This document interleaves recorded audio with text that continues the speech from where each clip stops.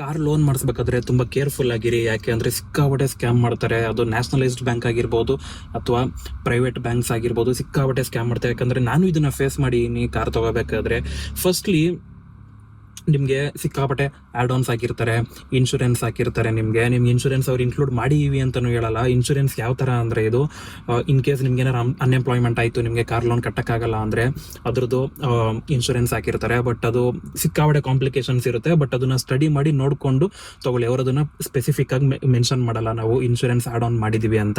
ಆಮೇಲೆ processing fee ಅಲ್ಲಿ ಕೂಡ ಸಿಕ್ಕಾಪಟ್ಟೆ ಸ್ಕ್ಯಾಮ್ ಮಾಡ್ತಾರೆ. ಇಷ್ಟು ಪರ್ಸೆಂಟೇಜ್ ಅಂತ ಇರುತ್ತೆ, ಅದು ಬ್ಯಾಂಕ್ ಟು ಬ್ಯಾಂಕ್ ವೇರಿ ಆಗುತ್ತೆ. ಅದನ್ನ ನೀವು ನೀಟಾಗಿ ಡಾಕ್ಯುಮೆಂಟೇಶನ್ಸ್ ಚೆಕ್ ಮಾಡಿ ಇದು ಮಾಡಿ. ಯಾವುದೇ ಕಾರಣಕ್ಕೂ 0% ಪ್ರೊಸೆಸಿಂಗ್ ಫೀ ಅಂತ ಹೇಳಿರ್ತಾರೆ, ಅದಕ್ಕೆಲ್ಲ ಟ್ರ್ಯಾಪ್ ಆಗಬೇಡಿ. ಯಾಕಂದ್ರೆ 0% ಪ್ರೊಸೆಸಿಂಗ್ ಫೀ ಯಾರು ಮಾಡಲ್ಲ. ಇಷ್ಟು ಪರ್ಸೆಂಟ್ ಅಂತ ಇರುತ್ತೆ. ಕರೆಕ್ಟ್ ಆಗಿ ಚೆಕ್ ಮಾಡಿ ನೀವೇ ಅದನ್ನ ಸ್ವಂತವಾಗಿ ಕ್ಯಾಲ್ಕುಲೇಟ್ ಮಾಡಿ. ಆಮೇಲೆ ರೇಟ್ ಆಫ್ ಇಂಟ್ರೆಸ್ಟ್ ಕೂಡ ನೀವು ತುಂಬಾ ಹುಷಾರಾಗಿರ್ಬೇಕು.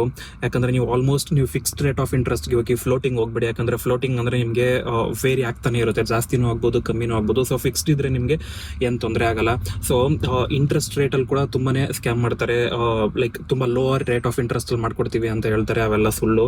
6% 7% ಸ್ಟ್ಯಾಂಡರ್ಡ್ ಆಗಿ ಆಲ್ಮೋಸ್ಟ್ ಆಲ್ ಬ್ಯಾಂಕ್ಸ್ 8.65 ಇಂದಾನೆ ಸ್ಟಾರ್ಟ್ ಆಗುತ್ತೆ. SBI ಎಲ್ಲ ಅಪ್ ಟು 10-12 ತನಕ ಹೋಗುತ್ತೆ, depends on your CIBIL score.